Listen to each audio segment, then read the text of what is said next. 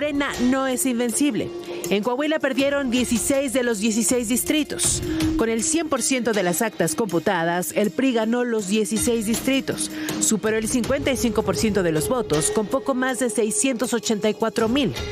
En tanto, PT y Morena alcanzaron el 26% con 326,000 votos. Este estrepitoso fracaso de Morena tiene el sello de Andy López Beltrán.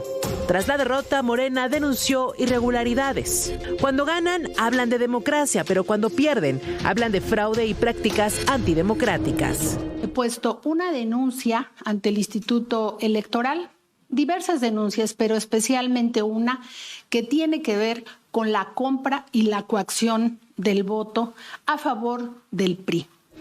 La tibieza e indefinición también hundieron a Movimiento Ciudadano, que no alcanzó ni el 2% de los votos. El PAN quedó por debajo del umbral del 3% requerido para conservar prerrogativas estatales. Como secretario de organización de Morena, Andy fue el encargado de operar para el partido oficialista. El llamarme Andy, ¿no? Es demeritar eso. Claro. Quitarme ese legado, quitarme ese nombre. Lo mismo hicieron en Durango. En Durango no quisieron mencionar en ningún medio de comunicación local Moreira, Lito. Nunca me mencionaron por mi nombre. ¿Por qué? Porque les da miedo. Pero no logró el respaldo de la población. Y hoy los ciudadanos, ¿qué dijeron? No queremos al crimen organizado en Coahuila. No queremos a los corruptos en Coahuila y por eso sacamos a los cínicos y narcopolíticos de Morena de Coahuila. Cuestionado por llegar al cargo gracias a su apellido, sin méritos políticos y envuelto en escándalos de corrupción, Andy López Beltrán se ha convertido en un lastre para Morena. El fracaso de Andy en Coahuila se suma a los sufridos en Durango en 2025 o en la organización de la marcha del pasado 16 de mayo en Chihuahua, donde fue abucheado al llegar al estado. Azteca Noticias. Pues ahí están los números.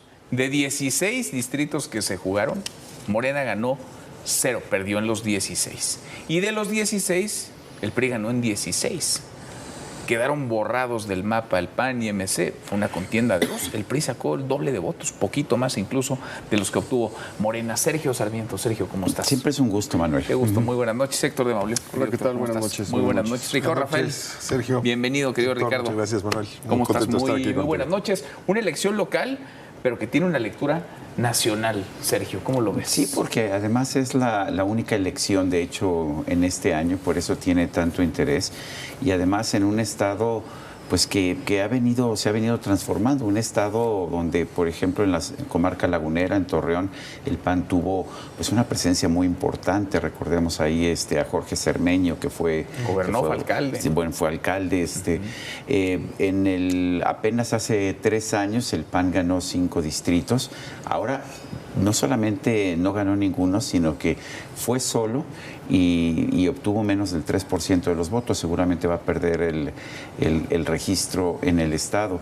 Y nos dicen, es que los de Morena nos dicen, bueno, es que no perdimos nada porque no teníamos nada. No es cierto, en 2024 obtuvieron más del 50% de los votos, ganaron 2 de las 13 senadurías, ganaron las 2 senadurías y la senaduría del PAN fue... ¿En el 24 sacaron más del 50% de los votos? Sí, porque en esta elección sacaron apenas arriba del 25%. Así es, el 26% sacaron en esta elección. Perdieron la mitad. Morena sí cayó.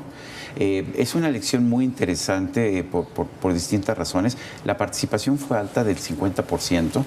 En 2020, que fue la última vez que hubo elecciones legislativas sin elecciones para gobernador, fue del 39%. O sea, la gente salió a votar, eso es muy interesante. Y el resultado está muy claro. Ganó claramente el PRI. En parte yo creo por la popularidad de Manolo Jiménez, que ha sido popular, pero que no se nos olvide que Coahuila tenía en 2012 1,200 homicidios al año y el año pasado tuvo 85. O sea, el mayor éxito en el país para realmente reducir homicidios y al crimen organizado fue Coahuila, y no fue con la Guardia Nacional, fue con policías locales. ¿Qué reflexión harías, Héctor? Creo que tiene varios niveles de lectura. El primero, desde luego el evidente, es los meses que Andy López Beltrán estuvo operando, para sumar el más contundente de sus últimos fracasos. Se llevó un ejército de legisladores con él, casi 50 legisladores de Morena y del PT estuvieron operando. Estuvieron ofreciendo dinero para que les trajera a cada persona 10 boletas, 10 credenciales del INE, y les casa por casa estuvieron caminando y comenzaron a ver el rechazo. Llama mucho la atención que se vaya unos días antes del fracaso anunciado, donde, bueno, perdió 43 municipios entre Durango y Veracruz en las elecciones anteriores, tuvo el fracaso de Chihuahua y bueno, ahora le dan este golpe. Esa es una lectura.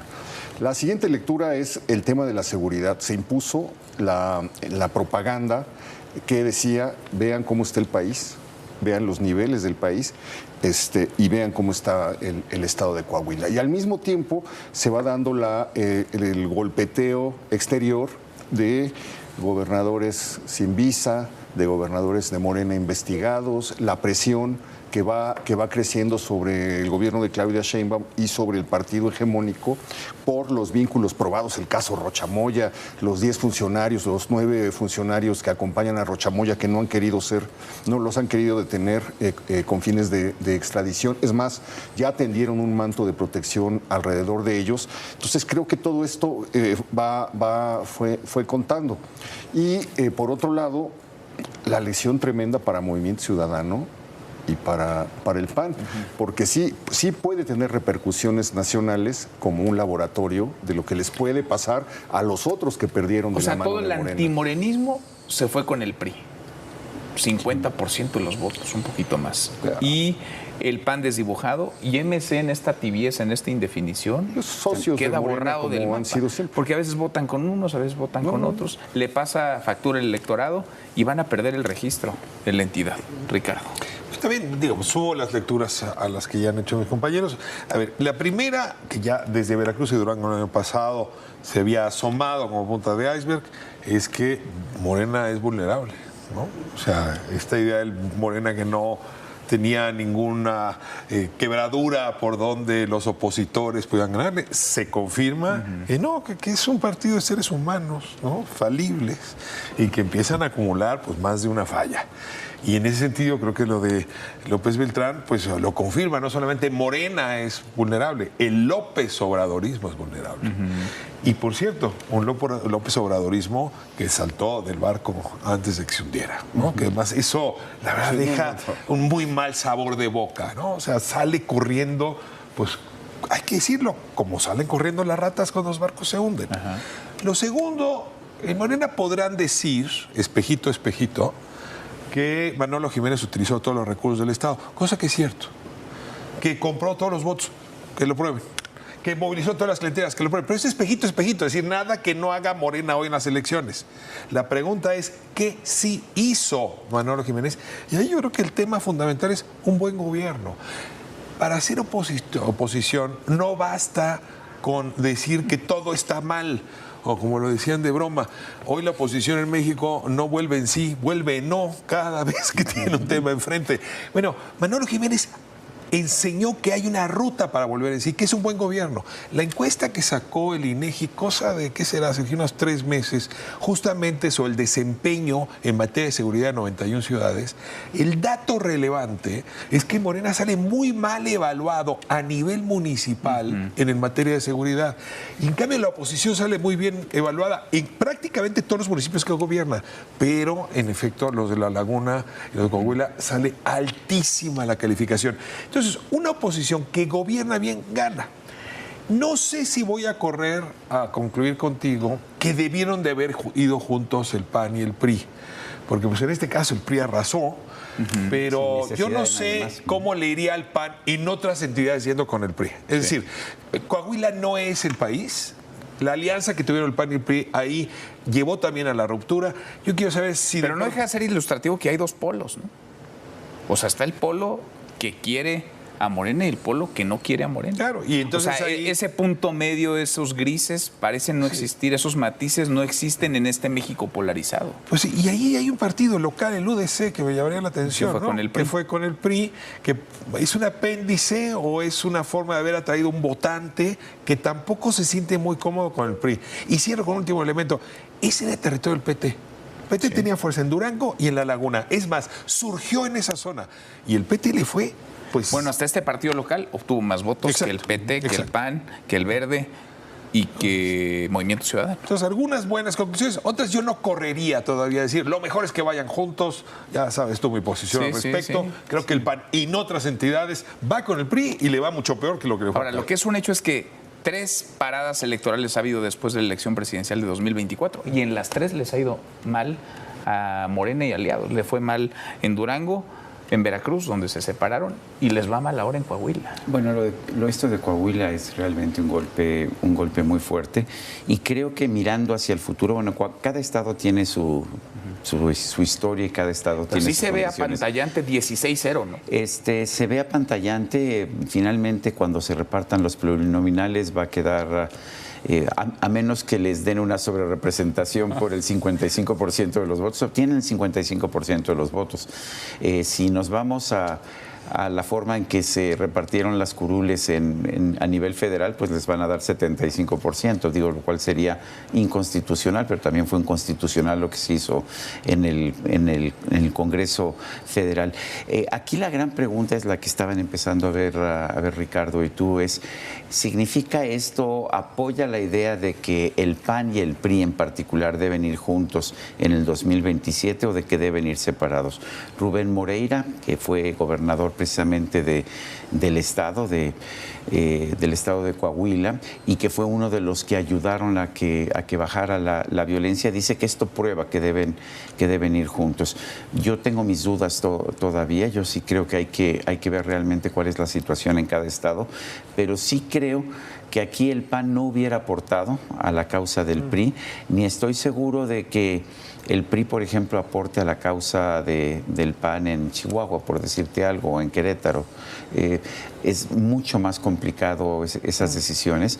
Lo que sí creo es que si van solos, con mensajes muy claros de cuál es su ideología, el PRI y el PAN, y realmente obtienen los votos de sus seguidores, pues juntos ya en el Congreso podrían parar los abusos de cualquier mayoría, sea de Morena, pues nada más de Morena, ¿verdad? Son quienes han abusado en realidad de su mayoría.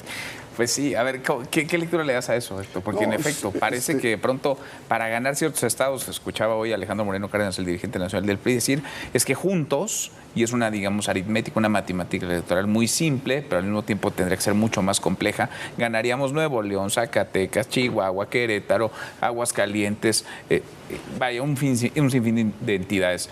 ¿Es así de simple? No, yo creo que tendrían que mirar las realidades locales y en base de cada realidad local ir decidiendo si van en alianza, van separados o cómo van a caminar. No es el país es muy complejo, cada región tiene asuntos específicos, fobias y filias, y entonces no pueden actuar en bloque.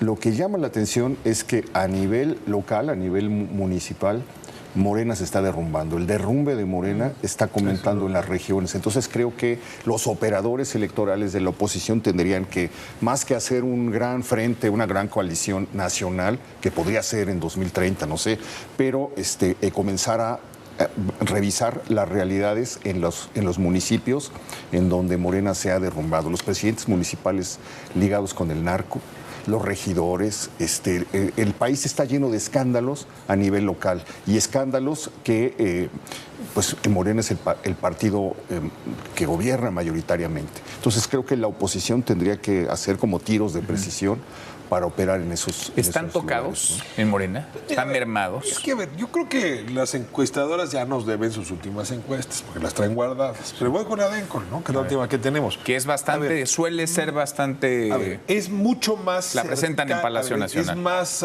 empática con los intereses de Morena. A ver, esa encuestadora empática, en mayo tenía la presidenta en 83%. Hoy la tiene en 68%. Es una caída grande.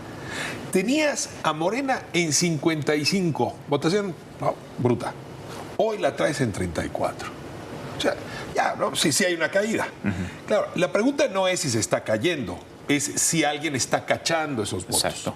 Y daba la impresión que no, porque esa misma encuestadora, por eso ya quiero ver otras, le dice al PAN que solamente ha ganado 6 puntos, le dice al PRI que está a punto de perder el registro, le dice al Verde que podría flotar solo, más o menos lo que está diciendo, pero hay un par de cosas que dice esa encuesta que me parece clave. Los más jóvenes. El voto de 18 a 35 ha abandonado Morena. Y es un voto bien importante. O sea, ahí es donde se encuentra el gran tramo que ha perdido. Claro, ¿dónde se compensa Morena? 65 y más. Está 70% de apoyo a Morena. Entonces, lo que yo empiezo a ver un poco como estaba haciendo es, veo el rompecabezas y empieza a quedar muy claro qué es lo que la oposición tiene que hacer. Es decir, y es recuperar territorio. Debe tener muy buenas propuestas de política pública, debe ejercer bien el gobierno, pero si no va a recuperar territorio, ¿qué es lo que Malón Jiménez supo hacer? Y tuvo el dinero para hacer. Es una construcción electoral cuadra por cuadra, distrito por distrito, que sí debería enseñarle a los opositores, ahí donde vayan solos o por separado, cómo se hace política, porque eso fue lo que desaprendieron. Lo que el PAN había ganado, que era ganar el territorio, dejó de saber cómo hacerlo. Y pues Morena sí supo construir el territorio hasta que lo está perdiendo. Este país se gana y se pierde en el territorio. Sí. Incluso pregúntale al narcotráfico, que también está en disputa por ahora sí está polarizado el electorado, ¿no? No, mira, porque parece que es a favor o en contra, o con Morena o contra Morena. Pero si vemos los números de la Ciudad de México, es clarísimo el desencanto. La gente está enojada, la gente está llegando a una situación de hartazgo frente a problemas como el problema de la movilidad, ¿no? La Ciudad de México. No te puedes mover ya a ningún lado, hay bloqueos todos los días por toda la ciudad. Está colapsado, el escándalo de las obras, ¿no? Se hace una intervención violando todas las normativas y por una decisión unilateral, autoritaria, vamos a pintar de morado, le quitamos el amarillo, de repente se dan cuenta que violaron una norma y que están poniendo en riesgo la vida de los habitantes, entonces vuélvele a pintar. ¿Y ahora qué hacemos? Pues échales la... Es que no les importan las normas. A ver, presentaron este domingo un automóvil. A ver, ¿se acuerdan del Tsuru? Quitaron el Tsuru en 2017 porque violaba las normas. Y porque no tenía bolsas de aire y porque no tenía frenos ABS. Y el domingo presentaron un vehículo que no tiene frenos ABS, que no tiene bolsas de aire, que viola las normas, y la respuesta es, bueno, pues vamos a modificar la norma nada más para nuestro vehículo. Un vehículo mexicano que no es mexicano. Un vehículo que no es mexicano, por supuesto, es un vehículo muy internacional, bueno, fundamentalmente China chino. Por todo su apoyo. Fundamentalmente chino, sí, efectivamente. Chinas, sí. Pero a ver, aquí el punto es... cómo ya las normas ya no, simple y sencillamente no funcionan. Y cuando vemos las encuestas, en realidad lo que vemos, los apoyos, sobre todo a las personas de la tercera edad, están aumentando los porcentajes de voto de Morena en 15, 20 puntos. Ahí está la diferencia. Ahí está la diferencia. Ahora, déjenme plantear aquí el factor de Movimiento Ciudadano, que lo hemos platicado en otras ocasiones, porque parece que Movimiento Ciudadano llegó a una especie de tope. Digamos, esta corrección política, jugarle a un lado y luego al otro, esta falta de identidad, de asumir costos, esta tibieza, pues ya no les está pagando demasiado bien. Digamos, esta buena onda con la que tratan de construir. Resolver un problema antes que el que estás diciendo. ¿Y se llama Dante Delgado? Samuel García. Sí, el señor los va a arrastrar. Ahorita no cuentes con él un mes, ya dijo, que ni el teléfono va a contestar. Yo no sé cómo van a hacer. Es un barco que tiene enfrente un iceberg, es el Titanic, y está a punto de estrellarse, y es de más o menos 1.600 millones de pesos. Entonces, ya luego van a ver con quién se lían o con quién no. Si no salvan el escollo Samuel García, Movimiento Ciudadano habrá quedado pues en la historia que hoy vimos con un porcentaje chiquitito. Perdiendo el registro. Aunque tienen, por ejemplo, para Sonora, la verdad es que Colosio, Luis Donaldo Colosio sale en primer lugar, el nombre pesa, por supuesto. Él podría ser el inicio de una recuperación para Movimiento Ciudadano. Explíqueme rápido, ¿cómo pasas de presidente municipal de Monterrey a gobernador de Sonora en este país? Te llamas Colosio, pero digo, no hay otra razón. Porque además se la está pensando, ¿no? ¿Por dónde seré gobernador? No, ¿Por dónde me postulo? ¿Sonora o Nuevo León? Si ves encuestas presidenciales, también aparece bien en encuestas presidenciales. De los de Movimiento Ciudadano es el que mejor aparece. Por nombre, ¿no? Por el nombre. Pues es víctima en un país de víctimas. Hizo un eso es muy fuerte. Pero se va a tener que definir Movimiento Ciudadano. Claro. Pero además, es decir, quedarse en medio no les va a redituar. Tiene un discurso que es crítico contra el entreguismo de su partido, sí, ¿no? Es un partido que actúa más como socio convenenciero de Morena y encuentra a un que yo creo que es una figura que resalta en medio de ese entorno donde está Maines, donde está Chertorivsky, donde figuras como de medio pelo y grises, ¿no? Ya con eso lo dijo todo y se acabó a medio partido. Gracias, Héctor. Muchas gracias, Ricardo. Gracias, Sergio. Muchas gracias. Hasta mañana. Pásenla muy bien.